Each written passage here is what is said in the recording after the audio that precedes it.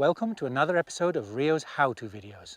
Thanks for tuning in. My name's Simon Gawesworth, and today we're going to look at how to fish a soft hackle, but a different way. If you saw season 1, we did the very basic of how to swing a soft hackle.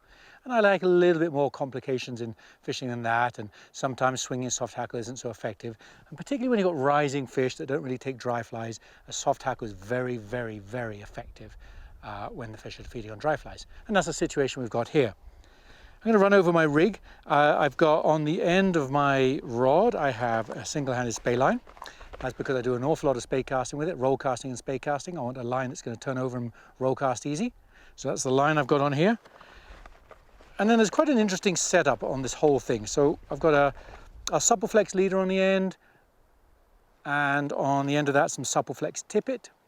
I like the softness when I'm fishing soft hackles. It's really important that you get lots of movement, natural current movement in there. So you want the supplest nylons possible.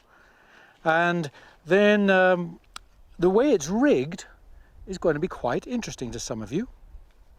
So what I've got here, I've got my leader. I have a 7.5 foot Suppleflex leader down onto a perfection loop, and I've tied on what is called a Slinky Indicator.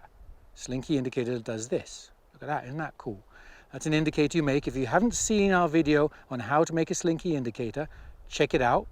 It's on the video called Two-Tone Tippet, which is the name of the product that this is made out of, and it shows you how to make the Slinky Indicator. You'll see what and why we have a Slinky Indicator.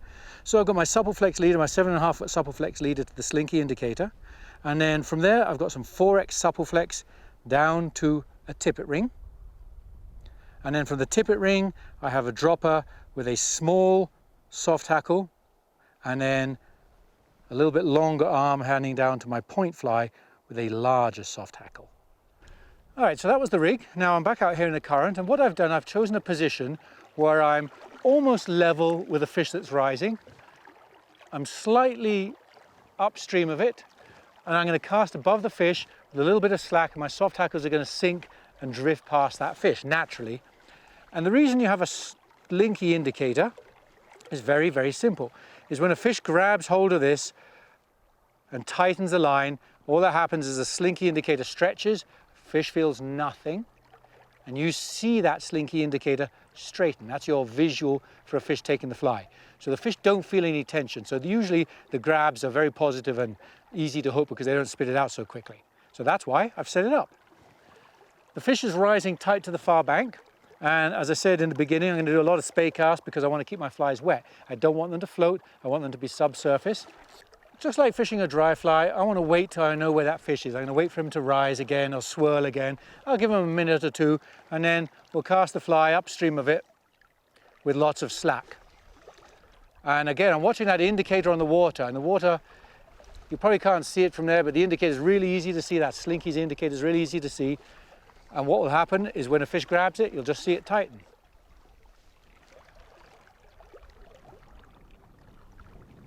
Didn't take it that time. That cast was a little bit short, a little bit longer.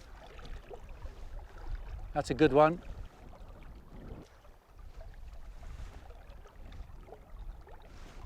There he is. Don't know if you picked that up from out there, but you can see what happened. The line was drifting by, the Slinky just tightened. Very easy hook set. Fish didn't feel a thing because of that indicator, and I saw it all. Beautiful. And this has taken the point fly, so this has taken the slightly larger one. And because I'm in strong current here, I'm going to come ashore.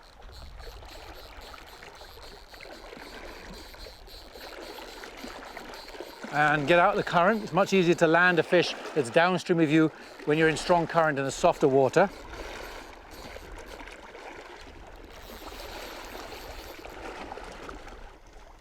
All right, beautiful cutthroat.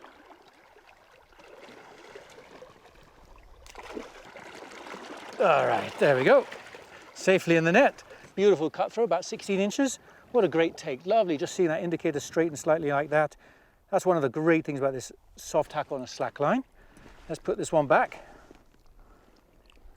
Let her go, beautiful. There we go. Wow, that was so much fun. Hopefully you enjoyed that. That was a great way of fishing a soft hackle with slack line. Hopefully you enjoyed that how-to episode. If you did, stay tuned. Watch the RIO website. We've got plenty more how-to episodes. Thank you very much for watching.